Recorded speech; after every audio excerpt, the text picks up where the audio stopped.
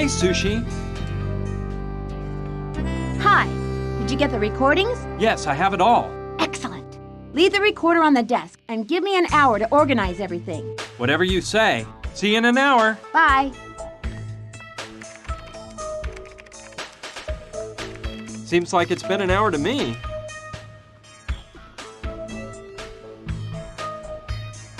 All set? All set. Look at this. Brian, you're a bag of pond scum.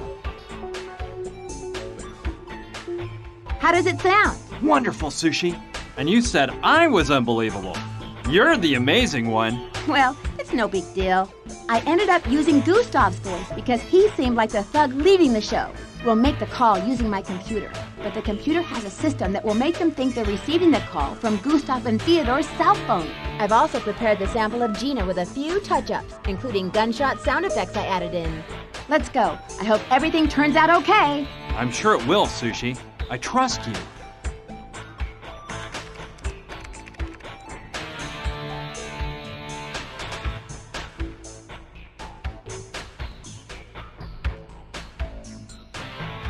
It's about time. What the heck is up? We nabbed him. Well, have you got any information out of him? It's what we suspected, boss. Johnny told that floozy where the money was hidden before we did away with him. I knew it.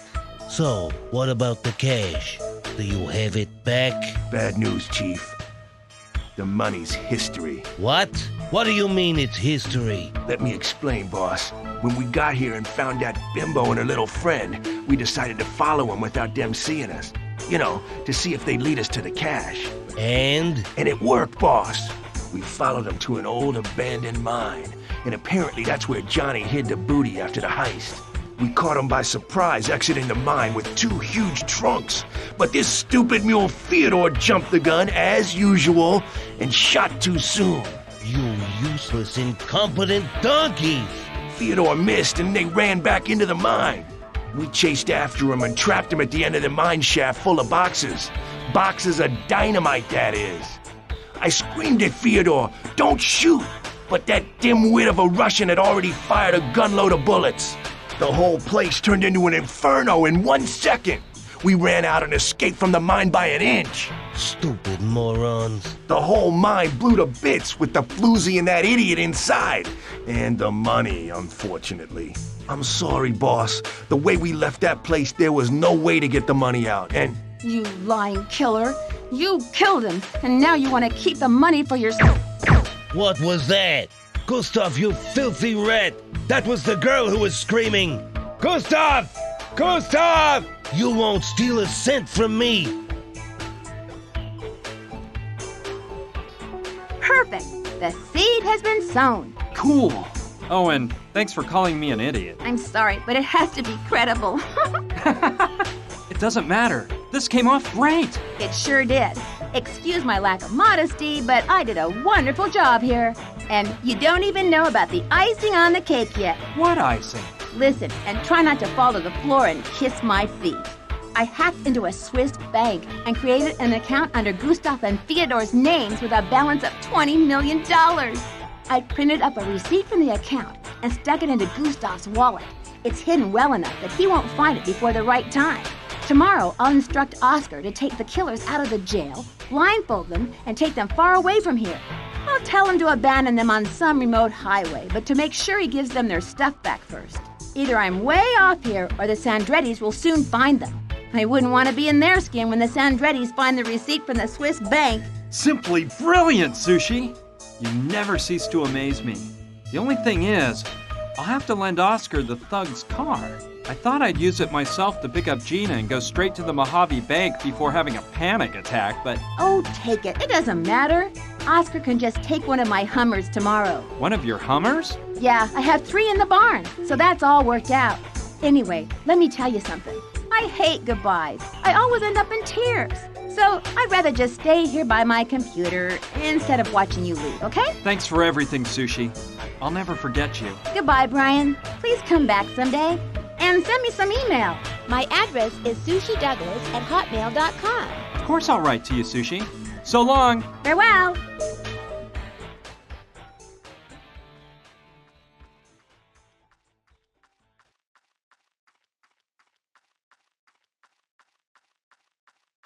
Sheriff, I've got a mosey. I've got an urgent mission elsewhere. I'm taking the prisoner's car, all right? Sure. The keys are in the ignition. About those two guys in there, just follow Sushi Douglas's orders. She's the mayor of Douglasville. I'll do that. See you soon, Oscar. Adios, amigo.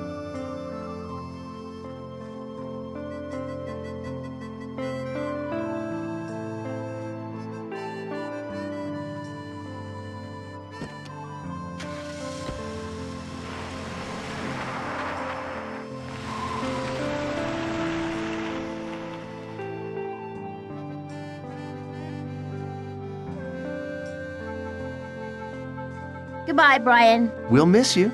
He was gay, wasn't he, Matt? What?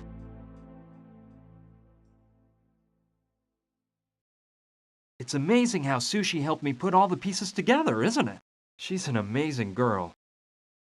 I picked up Gina at Mama Dorita's house. Her leg had almost totally healed, so we headed for the Mojave Bank. We got there at dusk. That wouldn't be a problem. Sushi made sure it was the kind of bank where customers can do transactions at any time of day. We were pretty scared, but it turned out getting the money was simpler than we expected.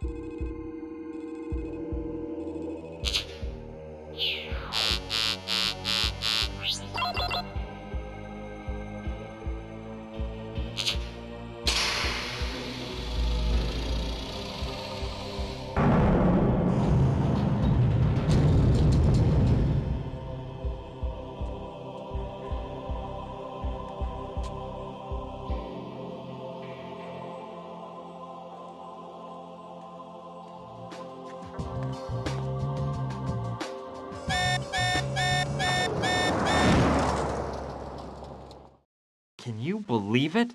There I was, driving a car stolen from a bunch of murderers with a beautiful woman at my side and 20 million bucks in the trunk.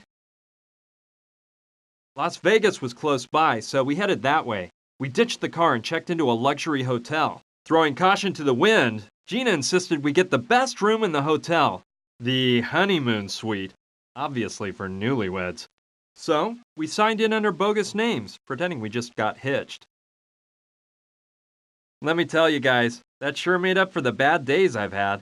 Gina and I, well, let's just say we had time to get more up close and personal. One morning when we went down to breakfast, we read in the newspaper that two guys' bodies had shown up riddled with bullets in a New York alley.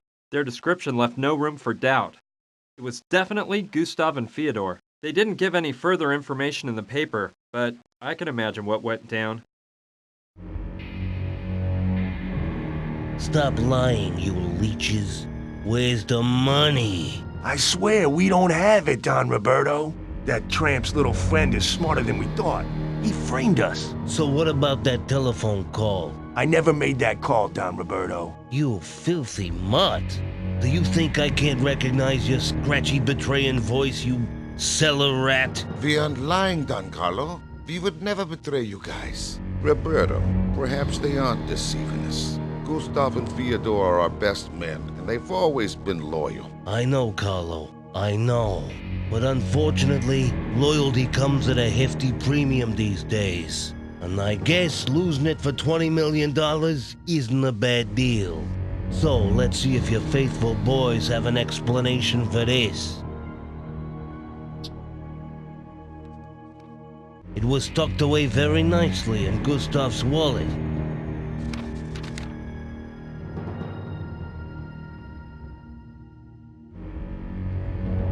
Hey, you scumbags! Hey, nobody laughs at Carlos Andretti to his face. No, Don Carlo, don't do it! Hey!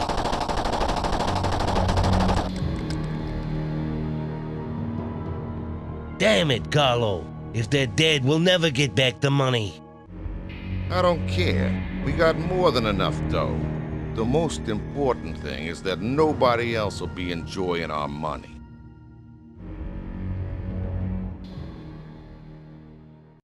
Everything turned out all right after all. And frankly, I felt no remorse for those two killers. I was just sorry the Sandrettis didn't get what they deserved too. Anyway, even though it was unlikely that the Sandrettis would follow up on the matter, it was safer for Gina to take a long vacation where nobody'd recognize her. The Cayman Islands seemed like the perfect place. Gina insisted I go with her, but well, look, I just couldn't. I'd worked so hard to earn my chance to study at Berkeley. I couldn't just throw it all away.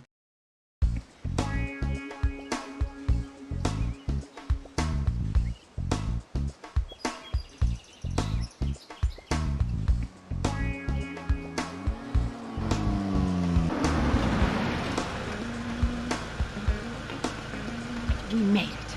Brian, are you sure you don't want to come with me? No, Gina. I worked really hard to be able to come here, and I can't just let it all go by the wayside. Whatever you want. I'm gonna miss you. I'll miss you too. But it's for the best. This is where I belong. You could always take a year off and then... That wouldn't work. Be happy, Gina. See you soon. I'd be happier with stubborn old you. Goodbye.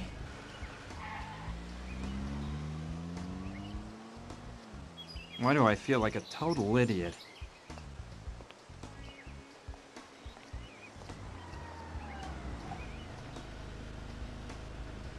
What did you forget now? Well, something tells me you're dying to come with me. Am I right? Maybe, but what about you? What about me? Are you dying for me to go with you? Of course. You know that's silly. Well, now that I think about it, Berkeley's been here for over 100 years, so I guess it can wait 1 year more.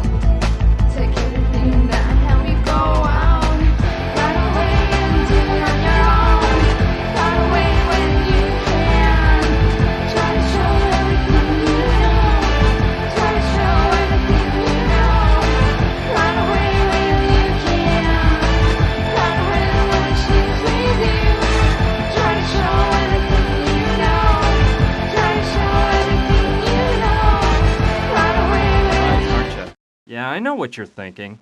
Ryan's the kind of geek who'd rather be studying at Berkeley than to party with a hot girl.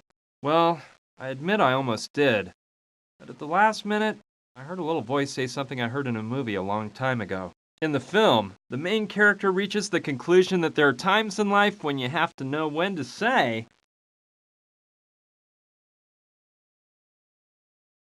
what the heck? Hey, darling, can you rub some lotion on my back? Of course, dear. I'll be right with you.